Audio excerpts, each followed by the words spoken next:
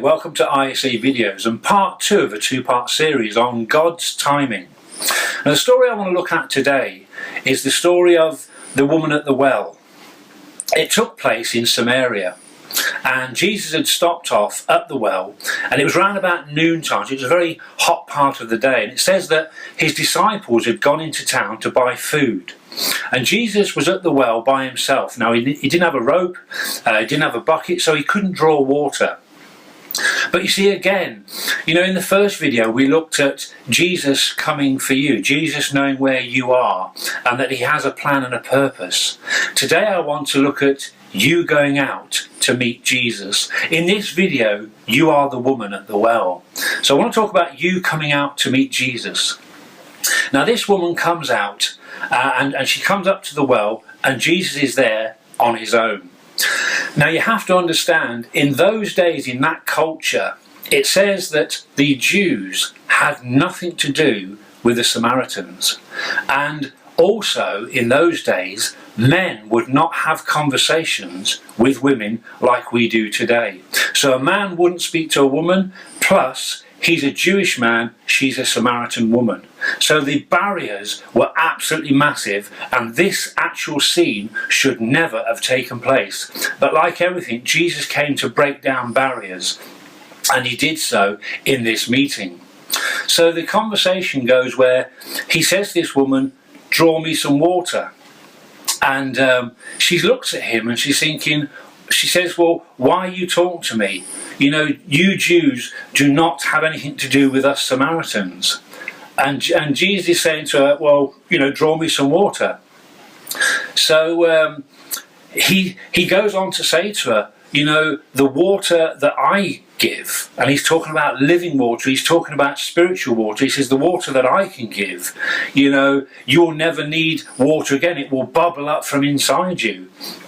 And the woman, obviously, she's thinking of physical needs. She's thinking of drawing physical water. And Jesus is talking about a spiritual thing. So one of the things she says is, "Give me this water, sir. Give me this water so that I never have to come out here again." She misinterprets what he's saying. And he says, no, the water I give. And he's trying to say it's spiritual. So anyway, she comes out to meet Jesus. That's what I want to encourage you today. You could be wherever it is you are, and you are going somewhere. You're going to meet some people. Maybe you're going to a church gathering, or you're going to listen to somebody speak, or whatever. Jesus will use that person.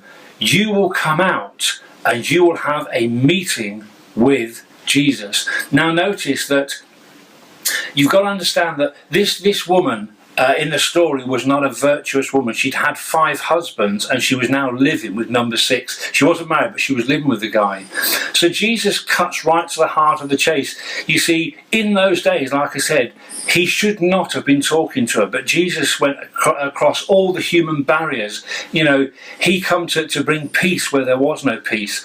So he talks to her, he engages in a conversation. He wants to make a difference to her life. She has come out to draw water, and like I said about the donkey, she had no idea. She was just coming out to do her daily routine, just to come and get some water, go back home and do whatever it is that she wanted to do. But she had no idea that she was going to have an encounter. Like the donkey, she had no idea she was just about to have an encounter with the Messiah, and he was going to change her life. Jesus had the donkey brought to him. Now this woman is coming out from Samaria, from the village. She's coming out to meet Jesus. She's got no idea what is about to take place.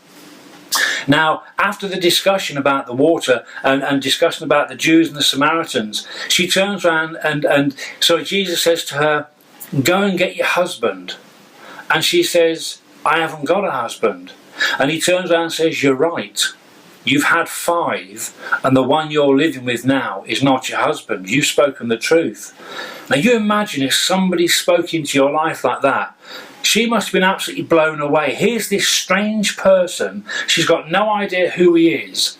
The conversation shouldn't be taking place. And here he is saying things about her life that nobody, apart from people in the village and her family, knew. he knew things about her. And she must have been absolutely blown away. And she says, "Are you a prophet?" She says, "I know the Messiah is coming, and when he comes, he will tell us about everything that we need to know." And Jesus, in a split moment of time, absolutely blows her mind and changes her whole life. And you have to understand this. Listen to this conversation. He says to her, he just looks at her, and she says, "I know the Messiah is coming." And he looks at her and says, "I am the Messiah." Can you imagine that? She's coming out at the heat of the day just to draw water, her daily routine, and all of a sudden the man she meets, bang, he says, "I am the Messiah," the one who she's waiting to meet, and he's sat right in front of her. She drops her bucket and literally goes running back into the town. It says she goes back in there and tells everybody in a split second of time, Jesus has changed her whole life. She goes back into town. And this is the whole purpose. This is what I want to encourage you with. When you come to meet with Jesus, he will say something to you through somebody, because obviously now we don't physically meet with Jesus. Now, please believe me, I do know that people have and can still meet with Jesus, but on a normal basis, Jesus will use people. Somebody will say something to you that will literally switch your life round, and you'll be off on fire for Jesus, and it will change your life. And this woman went back into the town and told everybody. It says she told everybody in the village what Jesus had told her, and they believed what she said. And she said, "Come on out," and the whole village came out to meet Jesus. And it says, they said, "We've heard what she said, now we want to hear what you've got to say." And they believed in Jesus. A whole village, whole town, a whole mass of people were changed because she came out to meet with Jesus. She had no idea who she'd meet with. She came out to do her normal daily routine and had an encounter with with Christ Jesus. She had an encounter with Jesus, and he changed her whole life. And that's what I want to encourage you today. As I said earlier, you can have a meeting with somebody, and somebody will say something, and your whole life, everything that you've been doing will suddenly change, and you'll be on fire, and you will start talking to so many people, and whole masses of people will be changed, and their lives will be changed round because of you.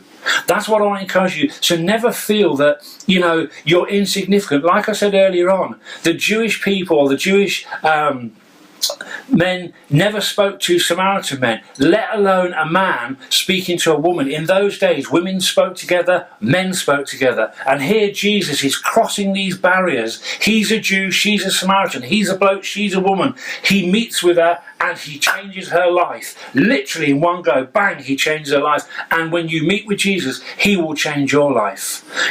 So never fear.